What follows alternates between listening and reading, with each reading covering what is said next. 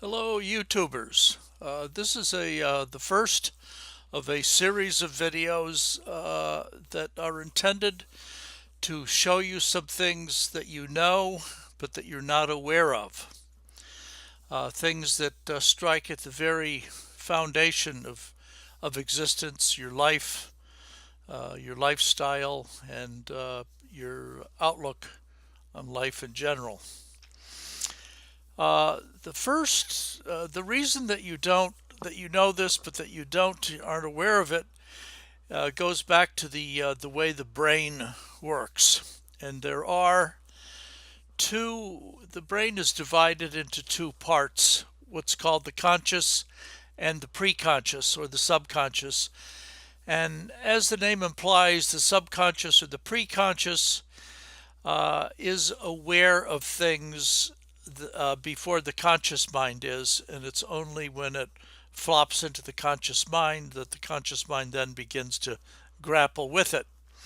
The other difference between the conscious and the preconscious is the conscious mind reasons, whereas the preconscious mind is not a reasoning mind.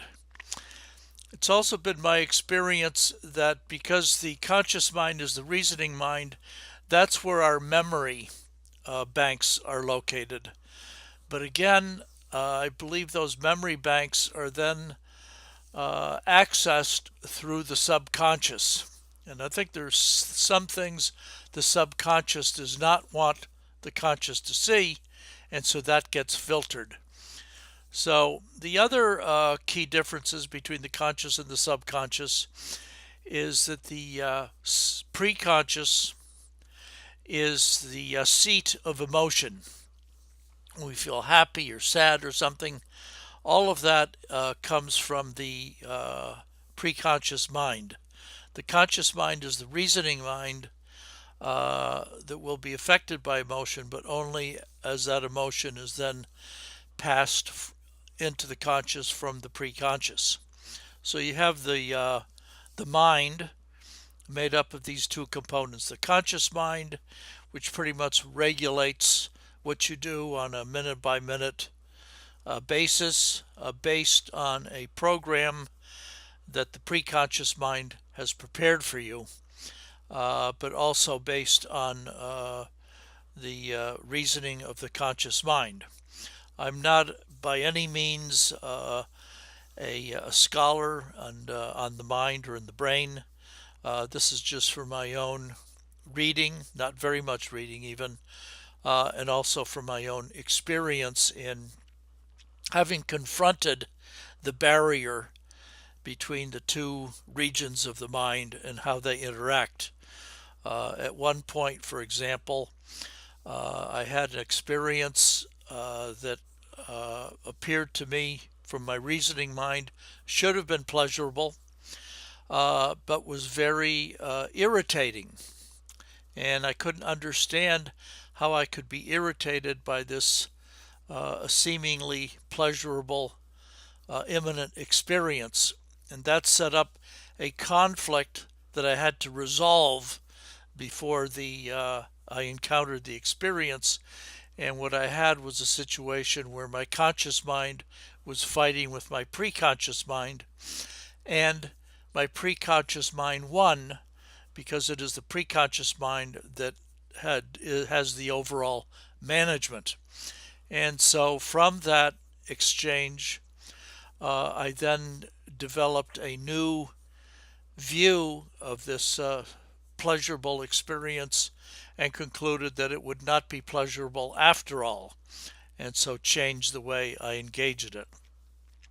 So having had that experience and read about the mind, I can speak a little bit on it, and enough on it to be able to convey this to you, that you certainly, and every American, for example, knows that there is a lot that's wrong in our society. You can't really put your finger on it. You really don't know what it is.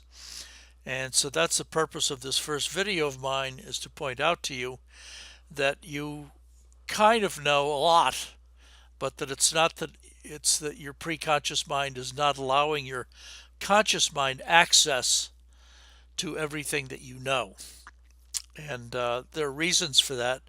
In other words, in order for you to function in society successfully, uh, you have to hold some things back. It's like being in polite company, and there might be, let's say, you're having a communal dinner with 5 or 6 different people, and there's a woman there who you find exceedingly beautiful. You would, of course, like to communicate your perceptions to her. But unfortunately, your wife is sitting next to you and her husband is sitting next to her. So this would be very inappropriate behavior. Of course, would change the course of the entire engagement. So for that reason, you do not enunciate what it is that you're feeling.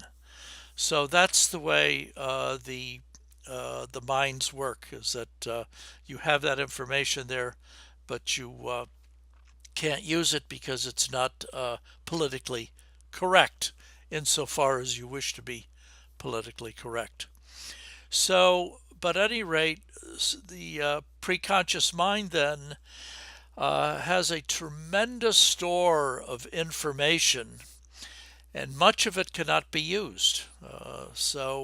And although I don't understand this, it's very difficult for the conscious mind to access that information. It seems that it can only be accessed when it becomes imminent, where it's going to come into some conflict, as it did in my particular case. So then what will happen is that the conscious mind will become aware that there's a disparity between what it's intending to do and what the preconscious mind feels about this. And that's essentially to keep you safe. In other words, if you went down a public street enunciating everything that you felt about things, you would probably very quickly be rounded up as either a dangerous person or a disturbed person and so on. So no, you don't want to do that. You want to ingratiate yourself and make everybody around you feel comfortable with your presence so that you can go on with your life.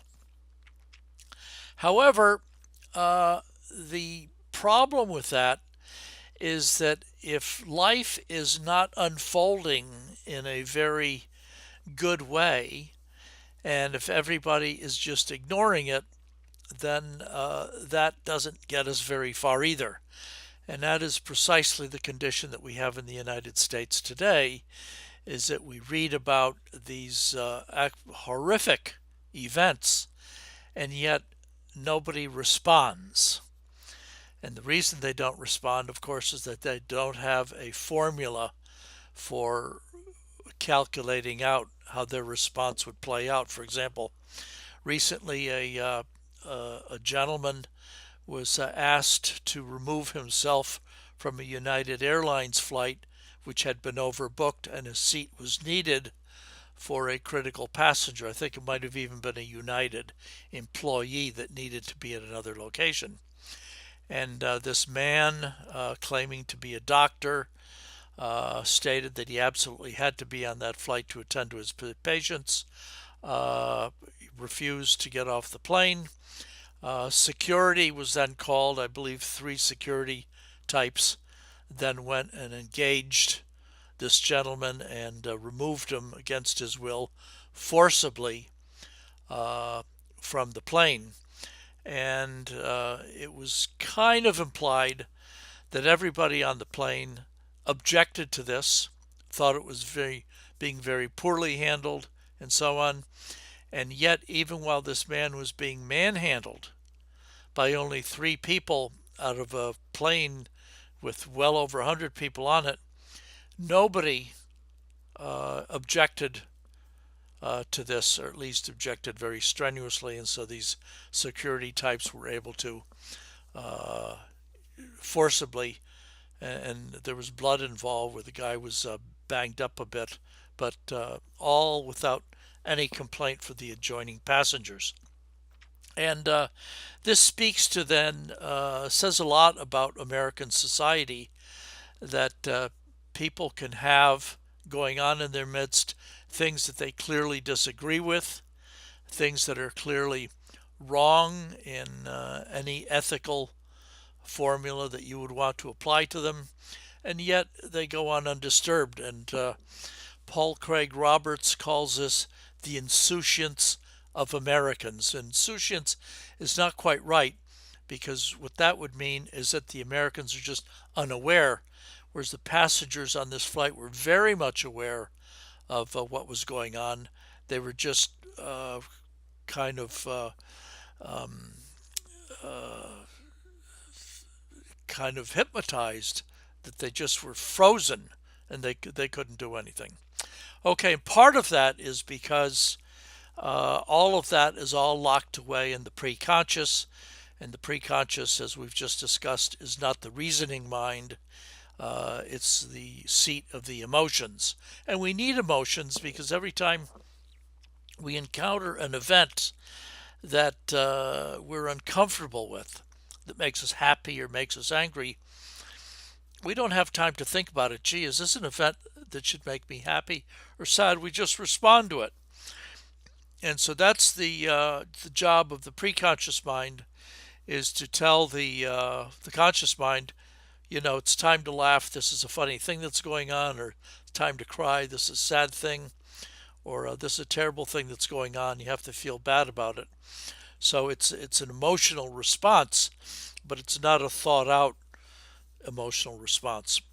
By and large, the American public has been gradually anesthetized, and so that even events like this can't even be thought of very critically. And the reason for that is this kind of mass American anesthesia which is going on. And so the idea is, however, that the anesthetic is of only temporary utility, enough to keep the people from objecting to what's happening to this man, but it's not enough to entirely pacify the American public forever. And the key to that, to unlocking the the need for the American public to act and live in an ethical world, is to understand how this material is locked away in the preconscious and how that works. And and what's locked away in the preconscious is, of course, all of the things that are going on, the brutality, for example, on this United Airlines flight. And there's just an aggregation of all of these acts that has turned the United States into, essentially, at least at the administrative and governmental level, as a rogue state. I don't think too many people could disagree with that. So the first point I want to make is that the way the mind works is that the conscious mind just processes whatever it sees and hears and smells, and so that's life in the present as it is, and that tends to set the frame of reference. And then that information then eventually makes it into the preconscious mind. So you have kind of a reverse information flow into the preconscious mind, and the preconscious mind then sorts that out into what's useful and what isn't. And I suppose that what isn't useful then gets forgotten. But the point of this is that in reality, life today, on a minute by minute, hour by hour, day by day basis, is a distortion from what life should be. In other words, if we have totally organic, natural life, life would be much different than it is right now in the United States. And the reason for my introduction uh, with the Ave Maria and the Reims Cathedral and the passing reference to Joan of Arc is that that cathedral you see there, which happens to be Reims Cathedral, it could be any cathedral, is something that could not happen today. I use that introduction to really shake up your consciousness because as you watch that, you might be wondering, gee, uh, why is it that we don't have any new cathedrals? Why could not a cathedral like that be built today in my town? And there are several dimensions to this question. First of all, as you look at those pictures of Reims Cathedral, both the interior and the exterior of it, you will note that first of all, it's an extraordinarily grand edifice. The other thing that you would note about it is that in the whole universe of cathedrals, it's nothing particularly special. It's a wonderful cathedral, but in the world of cathedrals, it's one of a number. So this seems to indicate that there was a time when this cathedral, as wonderful as it is, would have been thought of as a wonderful thing, but not all that unusual. But if somebody were to build a cathedral like that today, anywhere in the world, people would think, wow, there's something going on there that I just don't understand.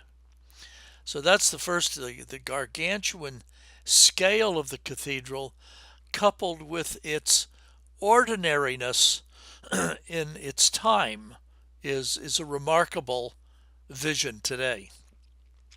Second thing I want to say about this cathedral is that it is an expression of an architectural expression that has no commercial value. In other words, we can very well understand putting up a grand building, which is going to be a mall, or let's say a huge government building, which is going to be used to spy on all of us. We can understand the incentives there that would put together the resources needed to put that construction up. But a cathedral to God today, it couldn't happen. I mean, God is just not that relevant that we would build a cathedral to God this day. No, not relevant at all. So that's the second point, is there was a time in our history in the Middle Ages when God was thought to be so central to life that building a cathedral was a very natural thing. I mean, people were just impelled to make that sacrifice and make that effort to put up a cathedral to God, to express not only the greatness of God, but also as an expression of man's regard for God and their life. And this was expressed through this incredible edifice called a cathedral. And to think what life must have been like back in that day that would have prompted that effort to that end. Then the other thing that you can extract from this cathedral is just the money resources required to put that up. These cathedrals are not casual buildings that went up in a few years. Some of them took hundreds of years, which speaks to not only the high level of organization and continuity, but also the tremendous amount of money that was needed and the skills needed in order to make this happen. It was just an incredibly costly and all-encompassing affair in a community. So this is a very, very big thing. And it speaks also to the wealth of the people. I mean, we tend to think of the Middle Ages as serfs laboring in the field, but this clearly is not the case when you see these cathedrals. This cathedral is much more than just a few wealthy lords of the manor could afford to put up. No, this cathedral can only come about through the combined wealth of the masses. And in order to aggregate the combined wealth of the masses have to have discretionary income.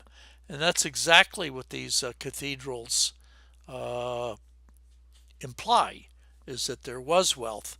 And so what you have is an example of an organic economy where the natural orders of things is that the people are working, and through their work they create great wealth, and that this wealth, a portion of it only, not all of it, a portion of it, is devoted to the recognition of God in their life.